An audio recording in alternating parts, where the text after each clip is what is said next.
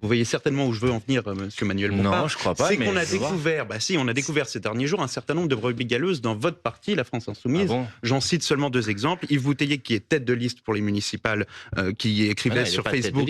S'il l'était, il a été effectivement radié du parti. Il n'y a plus de brebis galeuses à la France Insoumise. Attendez. Donc, il y en avait une. Yves Bouteiller qui disait le CRIF. Manuel Bompard fait encore parler de lui. Et cette fois, il remet plusieurs journalistes à leur place en répondant avec calme à leurs accusations et à leurs raccourcis. Pendant que le plateau tente de présenter la France Insoumise comme un mouvement incapable de gérer ses propres candidats, Bompard rappelle une différence essentielle. Lorsque des propos inacceptables sont découverts, des décisions immédiates sont prises. Dans le même temps, certains préfèrent oublier les affaires beaucoup plus graves qui concernent d'autres partis. Sur le Mercosur, le budget, Emmanuel Macron ou encore la situation en Iran, Bompard va également démontrer que le pouvoir n'a plus de réponse sérieuse. Le président change de position au dernier moment, mais refuse d'assumer les conséquences de plusieurs années d'inaction. Si vous aimez ce contenu et que vous voulez rester au courant de tout ce qui se passe, abonnez-vous et laissez un pouce bleu. Votre soutien m'aide à continuer de créer ce type de vidéos. On commence avec une tentative du plateau pour attaquer directement la France Insoumise sur ses candidats aux élections municipales. Mais nous, à la différence de l'extrême droite, quand il y en a une, on l'empêche d'être candidat. C'est ce qu'a fait le Rassemblement National aussi. Attendez, je dis d'abord ce qu'ont dit ces têtes de liste, et puis ensuite vous me répondez. Yves Bouteiller, je le répète, le CRIF dirige la France, c'est lui qui le dit, et les Juifs continuent le carnage en parlant de Gaza. Bon, on est d'accord, c'est inacceptable. C'est la raison pour laquelle il ne peut pas être notre candidat. Nous sommes tout à fait d'accord. C'est la décision qui a été prise immédiatement. Et Dalil Diab, est-ce que Dalil Diab est toujours tête de liste? Mais il n'a jamais été tête de liste. Il n'a jamais été tête de liste. Je sais que vous répercutez sur ce plateau les informations de Frontières qui... Abonnez-vous, mettez un like et regardez la vidéo jusqu'à la fin. Non, ça ah si, c'est un article de Frontières, mais en l'occurrence, Frontières est assez mal informé puisque cette personne n'est pas notre tête de liste, ne l'a jamais été. Et il n'est pas candidat, il n'est pas sur la liste ni candidat, ni sur la liste, ni tête de liste. Il n'a rien à voir avec pardonnez-moi de vous dire que l'information que vous relayez sur ce plateau est une mauvaise information. Non, mais vous êtes là pour vous êtes là pour la corriger. Mais en l'occurrence, puisque maintenant j'ai répondu sur ce que vous vouliez dire, je vous fais remarquer que quand la France Insoumise, il y a un candidat qui a été investi et qui dit des choses qui sont inacceptables, la France Insoumise, elle prend des décisions immédiates. Par contre, vous pourriez peut-être signaler aux gens qui nous écoutent que le Rassemblement National, par exemple, a investi en Corse un candidat qui a été condamné il y a quelques années pour terrorisme. Oui, c'est vrai. Voilà. Et par contre, lui, il n'est pas désinvesti, vous avez remarqué. Non, mais c'est tout à fait juste. Alors que moi, je viens de vous répondre assez clairement. Non, mais je suis d'accord. Parce que vous me parlez de brebis galeuses, donc je vous propose de parler parce que les autres ma question... Non, mais comme il y avait M. Jacobelli avant moi sur le plateau et que vous lui avez pas posé la question, je me permets de le faire. On a abordé le sujet des brebis galeuses. Le sujet les brebis galeuses, on a abordé ce sujet-là avec le Rassemblement National. Non, mais c'est pas mal de ma part, vous comprenez où je veux en venir. Ce que je veux dire, c'est qu'on croyait qu'il n'y avait des brebis galeuses qu'au Rassemblement National, on découvre qu'il y en a chez vous. Ma question, c'est comment ces gens-là ont-ils pu se retrouver sur des listes? Je prends acte du fait que vous les aviez enlevés de ces listes. Et si vous croyez qu'il n'y a que à la France Insoumise qu'il peut y avoir parfois des personnes qui ont été investis candidats et sur lesquels on retrouve ensuite un certain nombre de prises de position qui sont inacceptables, la question que vous devrez poser, c'est est-ce que les formations politiques réagissent bien dans ce type de cas de figure? Mais est-ce que c'est un sujet? Je pense que vous pouvez reconnaître, malgré votre désaccord avec moi, que la France Insoumise réagit bien sur ce sujet. Je suis totalement d'accord avec vous. Mais est-ce que c'est un sujet, Manuel Bompard, est-ce que c'est un sujet à la France Insoumise? C'est devenu un sujet au sein du Rassemblement National, qui a carrément embauché des personnes qui sont là exprès pour écrémer et faire en sorte que les bons profils se présentent et qu'il n'y ait plus de brebis galeuses. Mais à la France Insoumise, à la France Insoumise, il peut y avoir, comme dans toutes les formations politiques, des gens qui sont à la France Insoumise et qui disent des bêtises. Ça peut évidemment arriver. Mais globalement, à la France Insoumise, les militantes et les militants qui sont engagés dans cette formation politique, vous savez, ils savent pourquoi ils sont là, parce qu'ils sont d'accord avec un programme. Et dans le programme de la France Insoumise, en l'occurrence, puisque vous avez cité un certain nombre de tweets, et il y a un certain nombre de principes, et notamment le principe de lutter contre toutes les formes de racisme, contre l'antisémitisme, contre l'islamophobie. Et donc, globalement, non, à la France Insoumise, les militantes et les militants, ils sont très clairs sur ces sujets. Et quand il y a quelqu'un qui est passé à travers les mailles du filet, eh ben, il y a des décisions fortes qui sont prises et immédiatement. Voilà toute la différence que certains journalistes refusent encore de reconnaître. Manuel Bompard ne cherche pas à nier qu'une formation politique puisse découvrir des propos inacceptables chez l'un de ses candidats. Ce qu'il explique, c'est que la France Insoumise agit immédiatement lorsque cela arrive. Le candidat concerné est écarté et les propos sont condamnés sans ambiguïté.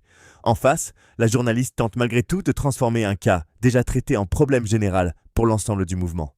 Mais lorsque Bompard rappelle qu'un candidat du Rassemblement national condamné pour terrorisme reste investi, le deux poids, deux mesures devient évident. Vous avez déposé, comme le RN, d'ailleurs, une motion de censure axée sur l'accord de libre-échange avec les pays du Mercosur.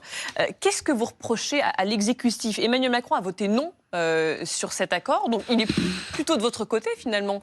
Pourquoi vouloir à tout prix déposer une motion de censure? Madame, si on est un petit peu sérieux, et je pense que tout le monde ici sur ce plateau sait très bien que depuis que Emmanuel Macron est arrivé au pouvoir, c'est-à-dire il y a maintenant presque 8 ans, il n'a strictement rien fait pour empêcher l'adoption de cet accord de libre-échange avec le Mercosur. Il a eu de multiples occasions, avant le vote définitif qui a eu lieu vendredi dernier, de mettre un terme au mandat de négociation. Non, et alors pourquoi il a voté contre, madame, s'il a obtenu des garanties? Parce qu'elles ne vont pas assez loin. Ah donc il fallait qu'il s'y oppose avant, non?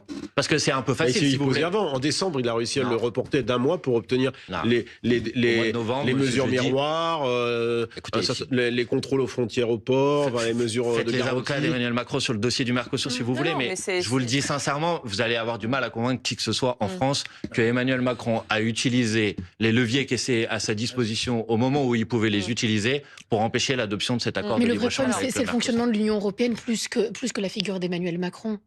Je pense que quand même, il y a encore 10 ou 15 ans, on n'aurait pas imaginé possible que quelque chose d'aussi important que sans doute le plus grand accord de libre-échange qui n'a jamais été conclu par l'Union européenne puisse être imposé contre l'avis de la France. Je pense que on l'aurait jamais imaginé. Marc aussi. Non, mais ça qui est très grave, c'est qu'effectivement, la voix de la France ne porte plus. Voilà. Mais pourquoi, justement? C'est parce que la France est le pays qui a le plus dérapé sur ses comptes publics, que ce soit déficit, la dette publique. Tous les pays de la zone euro, de l'Union européenne, ont fait des efforts d'assainissement budgétaire. Mais non, mais c'est une réalité. Le rapport avec le Mercosur. Mais si, justement, c'est que si la voix de la France ne porte plus aujourd'hui, c'est que comme on a complètement dérapé, on n'a pas du tout respecté les règles européennes, eh bien quand la France a quelque chose à dire, finalement on dit non, écoutez, les Français, vous pouvez pas vous la ramener parce que globalement, vous ne respectez pas les enjeux. Donc ça qui est très grave aujourd'hui, et par contre je suis d'accord effectivement sur le fait que M. Macron aujourd'hui, il arrive, comme le oui, mais sur la philosophie, mais vouloir censurer un gouvernement qui pourtant a voté contre le Mercosur. Peut-être qu'on peut écouter votre partenaire, ex-partenaire Olivier Faure du Parti Socialiste sur notre antenne, c'était hier. Lui, il ne comprend pas très bien la logique. Moi, je crois que je comprends très bien sa logique. Il ne comprend pas la... Ce que l'on peut reprocher à Emmanuel Macron, c'est d'avoir beaucoup varié sur la question. J'y viens. Et je dis simplement que ça, c'est vrai. Emmanuel Macron a été pour, contre. On a eu un peu le vertige. Mais à la fin, il dit non.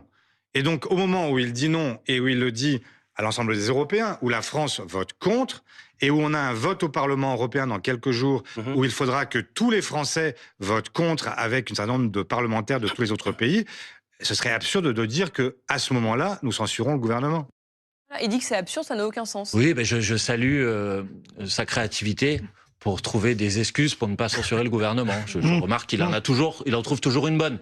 Mais si maintenant M. Faure considère que Emmanuel Macron a très bien agi sur la question du Mercosur depuis qu'il est arrivé au pouvoir, je pense là aussi qu'il aura du mal à défendre cette position dans le pays. Donc évidemment, quand on sanctionne ce gouvernement, quand on sanctionne ce président de la République, on ne le sanctionne pas uniquement en raison de son dernier vote, mais en raison de l'ensemble de son œuvre. Et en l'occurrence, sur la question du Mercosur, l'ensemble de son œuvre, c'est qu'à la fin, on prend le risque de se voir imposer cet accord avec une France dont la voix a été totalement minorisée, une France qui se fait imposer cet accord et un président de la République qui, au dernier moment, contraint et forcé, décide de voter contre, au moment où il sait très bien que voter contre, ça n'empêchera pas la ratification de cet accord. Donc si ça convient à M. Faure, qu'est-ce que vous voulez que je vous dise? Demandez-lui à lui. C'était quand même l'avis du Parlement à l'unanimité, Sénat et Assemblée compris, de voter contre. À la limite, pour une fois, le président vous a plutôt suivi. Ah, là, vous avez raison sur le fait que grâce à l'initiative de la France Insoumise dans sa niche parlementaire au mois de novembre, nous avions réussi à faire adopter à l'unanimité. En tous les cas, il y avait une cohérence.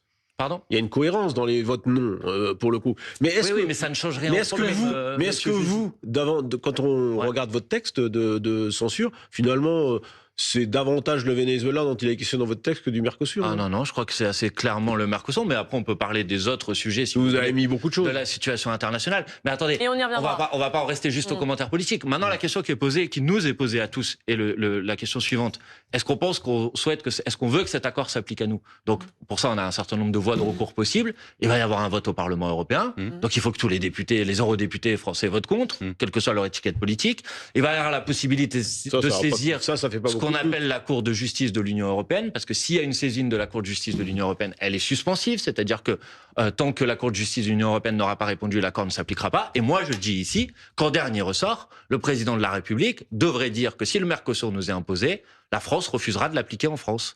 Et j'ai noté qu'il y a quelques jours, le Premier ministre, M. Lecornu... C'est possible, ça ? Justement, j'allais y venir. J'ai noté qu'il y a quelques jours, M. Lecornu a dit « on peut interdire et on va interdire l'importation en France de produits qui ont été produits à l'aide de 5 pesticides qui sont interdits en France ». Il a dit « on va interdire les importations ». Eh ben, on peut tout à fait étendre cette même logique pour refuser d'importer des produits qui seraient produits dans les pays du Mercosur en utilisant des pesticides interdits en France ou avec des normes sociales qui sont inférieures aux normes sociales ou environnementales. Ça créerait aussi un désavantage pour les filières supposées bénéficier de ce Mercosur qui ne pourront pas exporter contrairement aux voisins européens. Mais d'accord, mais alors après, si vous pensez c'est que l'accord Mercosur est avantageux, dans ce cas-là, il faut le ratifier, mais c'est ni l'avis de l'Assemblée nationale. Il y a des filières avantagées et d'autres moins. C'est ni l'avis de l'Assemblée nationale à l'unanimité, ni du Sénat, ni du peuple français, ni manifestement des agricultrices et des agriculteurs. Je pense qu'ils l'ont amplement dit la semaine dernière. Est-ce que ces motions de censure ont des chances d'aboutir ? Théoriquement, elles en ont. Après, moi, je fais comme vous, je sais faire des calculs mathématiques. À partir du moment où le Parti socialiste dit qu'il n'a pas l'intention de la voter, ça veut dire que probablement le Parti socialiste va à nouveau sauver le gouvernement de M. Donc, elles n'ont pas de chance d'aboutir. Sauf si d'autres formations politiques qui jusque-là n'ont pas voté la censure décider de la voter. J'ai entendu la semaine dernière M. Retailleau dire qu'il était très opposé, que LR était très opposé à l'accord de libre-échange. Vous les appelez à voter pour la vote mais moi, j'appelle les 577 députés à voter la motion de censure. Donc, si les députés, les Républicains... Mais vous ne voterez pas celle du Rassemblement national ? Non, mais nous, on vote comme on l'a toujours fait, celle qui a une chance de l'emporter, en l'occurrence, celle qu'on a déposée. Je vous fais remarquer que la motion de censure qu'a renversée M. Barnier, c'est celle que nous avions déposée. La motion de censure qui a failli renverser... En tout cas, vous dites celle-ci, elle a peu de chances d'aboutir. Est-ce que s'il y avait une motion de censure déposée dans le cadre du budget, là, elle aurait plus de chances d'aboutir ? On le rappelle, les discussions ont repris sur le budget. A priori, le texte a peu de chances d'aboutir comme ça en laissant les débats se faire. Comment vous voyez la suite, vous ? 49.3, ordonnance, quelle est la situation la plus probable ? Pour être tout à fait honnête avec vous, je ne vois pas comment un budget pourrait recevoir aujourd'hui les votes d'une majorité de députés à l'Assemblée nationale. Je pense que dans l'état actuel des discussions, je vois pas le chemin dans lequel le budget est voté par une majorité des députés. Donc si le gouvernement veut imposer son budget, il ne lui reste que les solutions qui passent par le fait qu'il n'y ait pas de vote. Et donc là, il y en a deux, vous avez raison.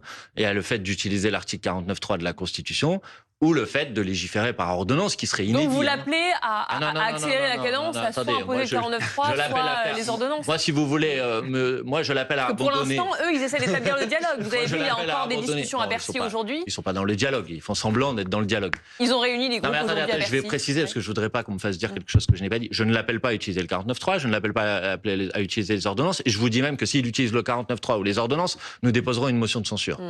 Donc je ne l'appelle pas à le faire. Moi, je l'appelle à abandonner. Mais vous allez déposer une motion de censure dans tous les cas. Je l'appelle à abandonner son budget. Non, je l'appelle à laisser tomber avec les mauvaises recettes qui mènent le pays dans le chaos. Parce que, pardon, mais le sketch, là, on nous l'a déjà fait l'année dernière. Et l'année dernière, certains ont cédé. Le Parti socialiste, le Rassemblement national. Ils ont laissé passer le budget. Et le budget, c'est la pire croissance depuis 10 ans hors période Covid. C'est le retour à la hausse du chômage, c'est la baisse du pouvoir d'achat. Donc si on veut continuer dans cette politique, il faut laisser le gouvernement faire. Moi, je ne veux pas continuer dans cette politique, c'est pour ça que je pense qu'il faut censurer le gouvernement. Sur le Mercosur, Manuel Bompard vient de démonter une nouvelle opération de communication. Emmanuel Macron peut bien voter contre au dernier moment. Cela ne suffit pas à effacer plusieurs années pendant lesquelles il disposait de leviers pour empêcher cet accord.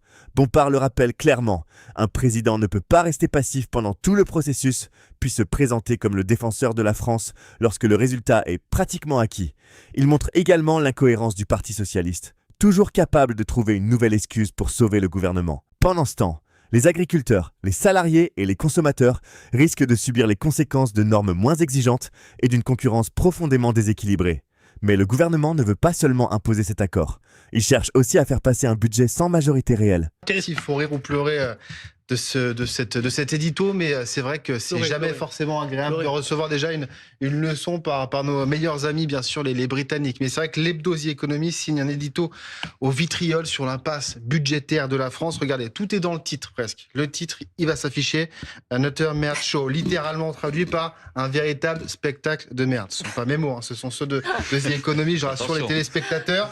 L'édito qui s'attarde bien sûr sur la situation catastrophique des finances publiques françaises. Alors là, tout le monde en prend pour son grave, les politiques, les citoyens, tout le monde, avec cette phrase: le président français est un canard boiteux chez lui avec seulement 20% d'opinion favorable, dont l'approche est hautaine et distante. Chaque acteur d'ailleurs de la politique française devrait avoir honte, c'est ce qu'ils disent, y compris la France Insoumise, y compris également le Rassemblement National. Tout le monde prend cher.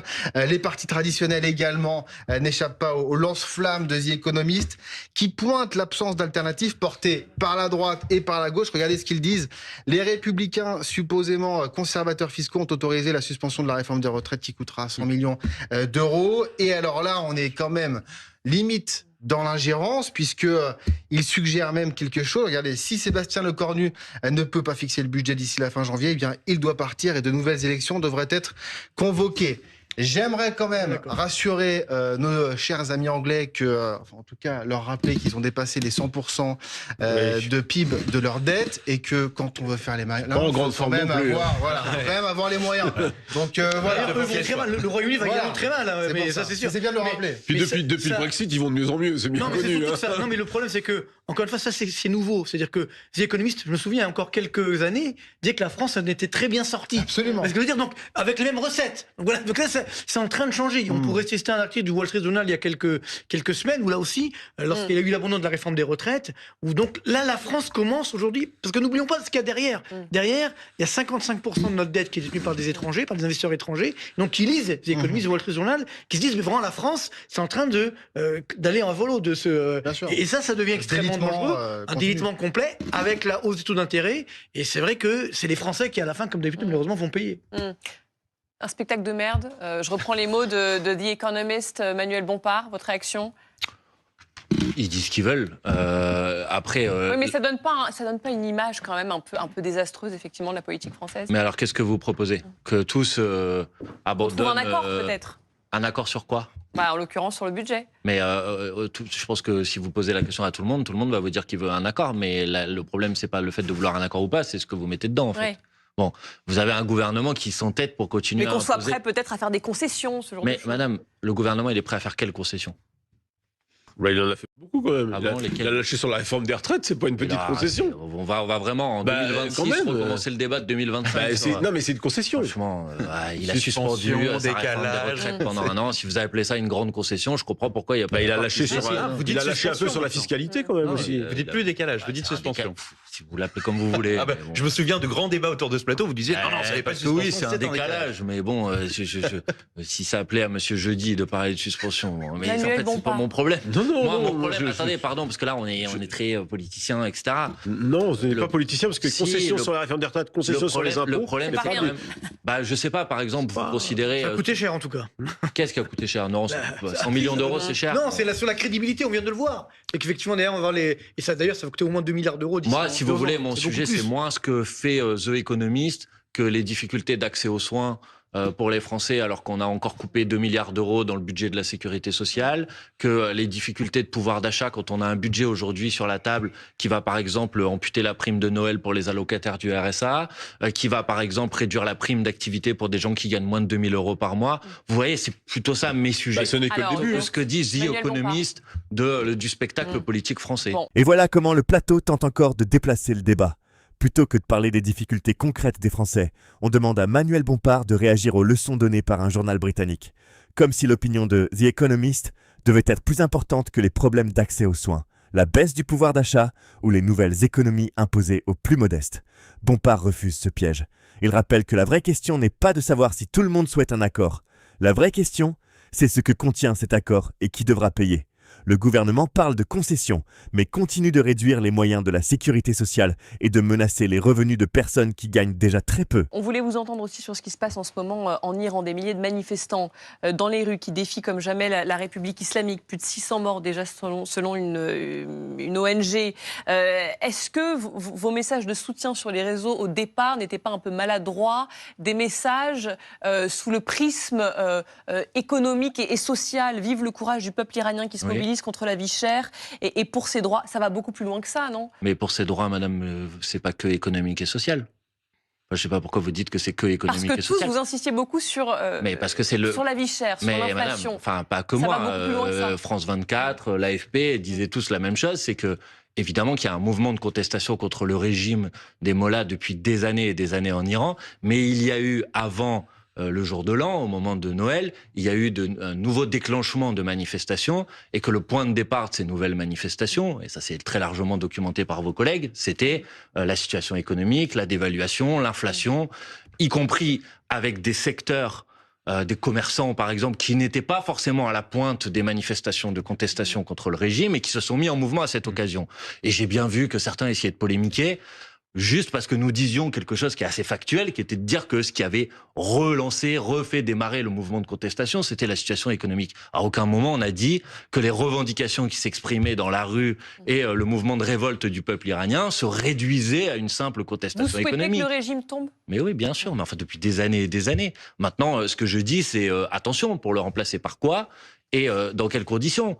Parce que je vois bien comment certains essayent de se greffer en expliquant que finalement il n'y aurait qu'une alternative possible, qui serait le retour de la monarchie iranienne, avec la figure du fils du Shah qu'on met en avant, dont je suis pas sûr d'ailleurs qu'il ait une base populaire et de soutien dans la population iranienne soit si importante que ça. Mais je vois bien comment qu'il y a dans les médias et dans un certain nombre de réseaux d'influence pro-américains ou pro-israéliens la volonté de le faire passer comme étant l'alternative possible. Donc moi, mon message, il est clair, ni les mollahs, ni le Shah. Voilà, moi je pense que c'est le peuple iranien qui doit dire comment il doit être gouverné. Et il aspire à être libre, il aspire à choisir librement son avenir. Et donc ça veut dire aussi que ce changement, s'il doit avoir lieu, il ne doit pas être provoqué par l'extérieur. Et quand je vois des menaces d'intervention, de bombardements, qui, je rappelle, des bombardements, il y en a déjà eu il y a quelques mois, qui ont fait plus de 1000 morts, eh ben je dis que, comme le disait Jean Jaurès au début du XXe siècle, quand on prétend vouloir importer la liberté par les armes, en apportant la liberté, on la retire. Donc c'est le peuple iranien qui doit décider librement de son avenir, et je pense qu'il faut l'appuyer et le soutenir dans ses revendications. Mais quand le peuple est massacré par centaines, comme c'est... Apparemment, on n'a pas les chiffres exacts, mais comme c'est le cas actuellement, comment nous ici en démocratie on peut se dire alors bon bah oui il faut pas les aider, il faut pas les protéger. Je dis pas qu'il faut pas les aider, monsieur. Je dis pas qu'il faut pas les aider, mais je suis pas sûr que leur envoyer des bombes soit une manière de les aider. En tout cas, je suis pas sûr, y compris que ce soit ce à quoi aspire le peuple iranien. Vous dites qu'il faut faire tomber le régime, mais c'est pas à nous de reconstruire. Bah écoutez, mais pardonnez-moi, mais je pense qu'on est quand même assez maintenant informés. Et on devrait avoir appris de nos erreurs. Je suis pas sûr que le régime de Saddam Hussein était un régime qu'on appréciait beaucoup. Et quand il y a eu la guerre en Irak, il y avait plutôt un mouvement de contestation en France contre cette guerre. Les États-Unis y sont allés quand même. J'ai pas l'impression que pour la population irakienne, ça a été des années de bonheur et d'allégresse. Dans cette dernière séquence, Manuel Bompard a refusé un nouveau raccourci médiatique. Soutenir le peuple iranien ne signifie pas soutenir une intervention militaire étrangère. Bompard défend une position claire.